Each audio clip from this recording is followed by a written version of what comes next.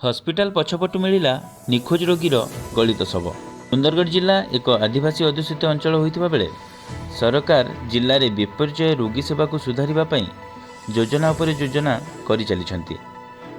मात्र सरकारी बाबू मानकर ओ कर्तृपक्षंकर खामखियाली मनोभाव जोगु साधारण रोगी एठारे मृत्युमुखरे पड़ुछन्ति।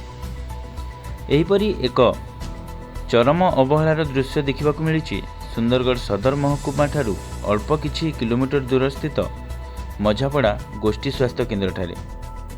तेबे चलित मास 13 तारिख रे सामान्य थंडा ज्वर पई स्थानीय बिरबिरा ग्राम अंचलर जड़े रोगी एही स्वास्थ्य केन्द्र रे भर्ती होइथिले।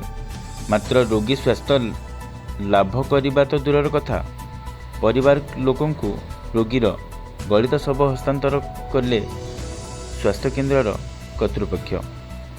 मिलिथिबा सूचना मुताबक गत 13 तारिख रे जड़े रोगी पुत्र निज पिता को एही स्वास्थ्य केन्द्र रे भर्ती कले और 2 दिन परे अर्थात 15 तारिख दिन निज पिता को 2 नंबर बेड रे किछि समय पई छाड़ी निज ग्राम बिरबिरा को पिता अधिक चिकित्सा पई किछि पैसा पत्र जोगाड़ करिया पई चली जाइथिले।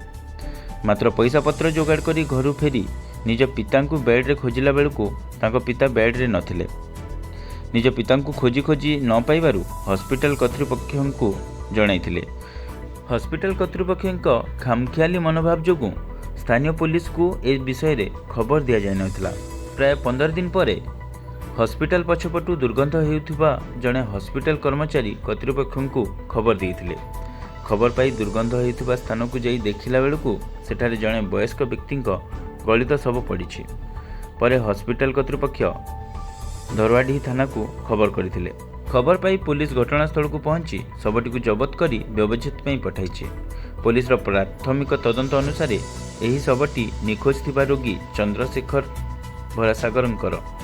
तेबे समय थाउ थाउ जदि रोगी निखोज हेबा दिन हॉस्पिटल कर्तृपक्ष पुलिस को जणाई थांते तेबे हुए तो रोगी जीवन जाई न थांता।